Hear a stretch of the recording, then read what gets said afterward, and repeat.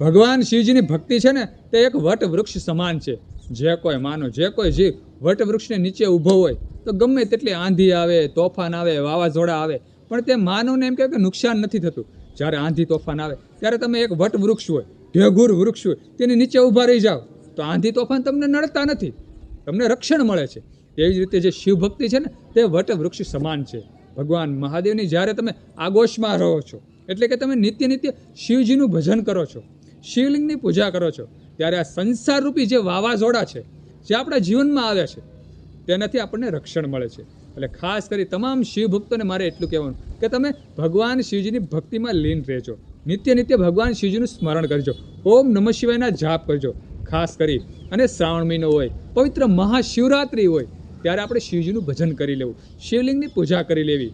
એમ કહેવાય કે જે શ્રાવણ મહિનો હોય છે, પવિત્ર મહાશિવરાત્રિ હોય છે, ત્યારે ભગવાન મહાદેવની ઉર્જા વધારે સમાયેલી હોય છે, લિંગમાં વધારે સમાયેલી હોય છે.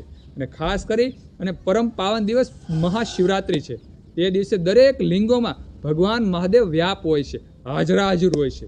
એટલે દરેક શિવભક્તો, જેટલા પણ શિવભક્તો મારી સાથે જોડાયેલા છે, તેને મારે ખાસ એટલું જ કહેવાનું કે મહાશિવરાત્રિને દિવસે અને શ્રાવણ મહિનામાં એમ કહેવાય કે શિવલિંગ પૂજા કરજો. થોડાક બીલીપત્ર, થોડાક પુષ્પો, એક લોટા જળથી ભગવાન શિવજીની શિવલિંગની પૂજા કરી લેવી. એક ગાયનો દીવો ભગવાન શિવજીની શિવલિંગ સમક્ષ પ્રગટ કરવો. જો આપણી પાસે વધારે ધન હોય તો દીપમાળા પણ કરી શકાય. ભગવાન શિવજી સમક્ષ 108 દીવડા ઝગમગાવો. તમારા જીવનમાં ક્યારે અંધારા નહીં રહે. આ સનાતન સત્ય છે, પણ તમે કરી જુઓ. ઘણા લોકો એવું હોય છે કે જે સાધુ સંતો હોય છે, જેમ કે કથાકારો હોય છે, તેના મુખે બધું સાંભળી લેશે, ભાષણ સાંભળી લેશે, પણ તેવું કરતા નથી.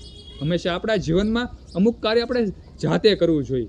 ભક્તિ માર્ગ છે, ધર્મ ભક્તિ છે, કર્મ ભક્તિ છે, દાન દક્ષિણા છે, તે આપણે હાથે આપણે કરવી જ જોઈએ. નકર એમ કહેવાય કે આપણું જીવન અસાર્થક ગણાય. જો આપણે આપણા હાથે કરીએ, જે પણ કાર્ય ધર્મ કર્મનું કાર્ય આપણે હાથે કરીએ ને, તો જીવન સાર્થક કહેવાય. એટલે દરેક શિવ ભક્તોને ખાસ મારે એટલું કહેવાનું કે આ પરમ પવિત્ર દિવસ જે મહાશિવરાત્રિ છે, જે શ્રાવણ મહિનો છે, ત્યારે આપણે ખાસ ભગવાન મહાદેવનું આરાધન કરવું જોઈએ, શિવલિંગની પૂજા કરવી જ જોઈએ. મહાદેવ.